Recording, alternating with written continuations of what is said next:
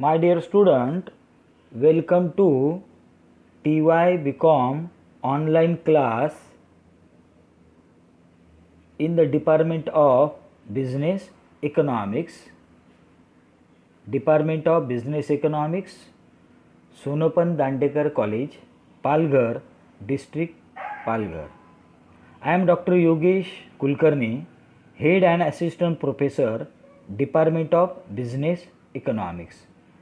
I am going to present here the subject of Business Economics, class TY BCom, semester 5.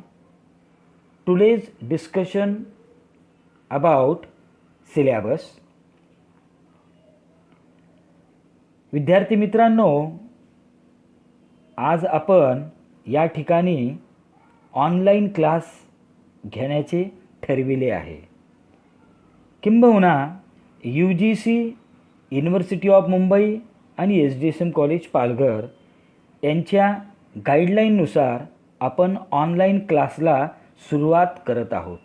कारण की आपल्या सर्व विद्यार्थ्यांचं नुकसान होऊ नये म्हणून आपण ऑनलाईन क्लासेस सुरू करू आहोत.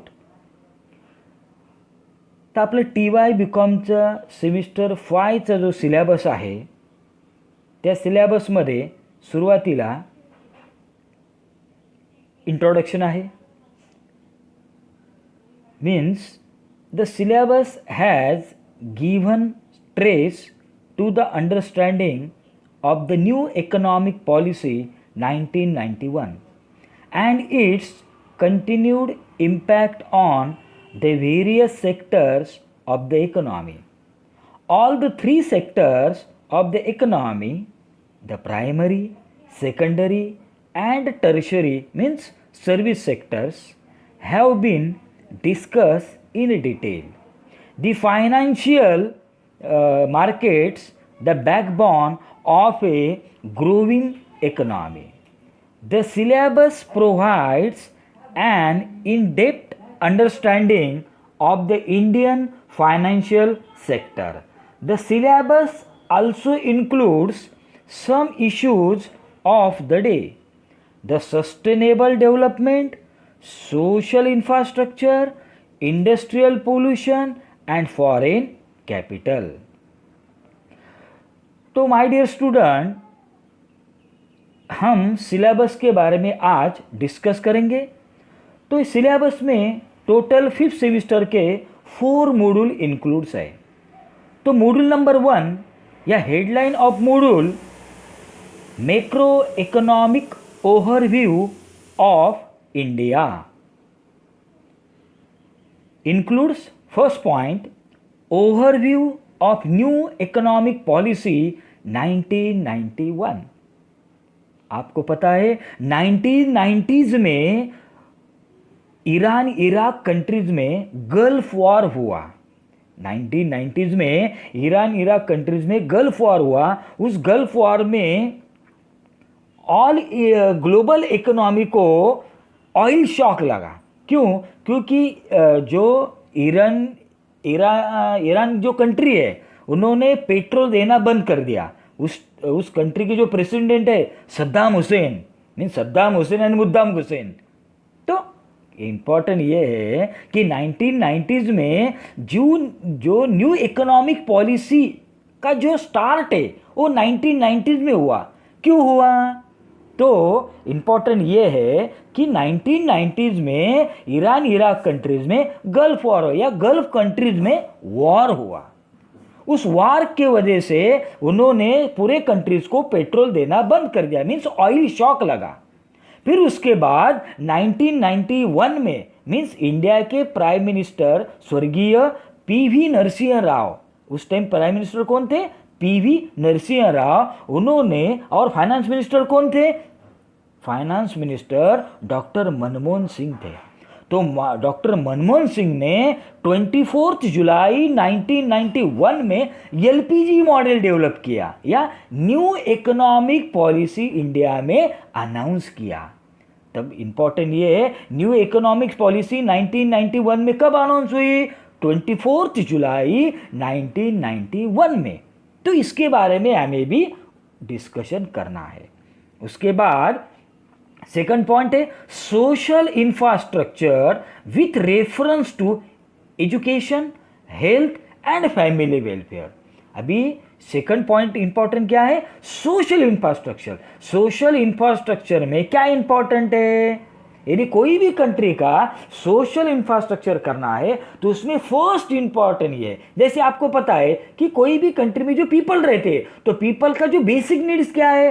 Food, cloth and shelter. लेकिन अभी 21st सेंचुरी में क्या इंपॉर्टेंट है? वो पुरानी जो ट्रेडिशनल जो अप्रोच था, फूड, क्लॉथ, शेल्टर, वो आज के डेट में एबॉलिश हुआ और उसमें थोड़ा और दो ऐड हुआ। कौन सा पॉइंट ऐड हुआ?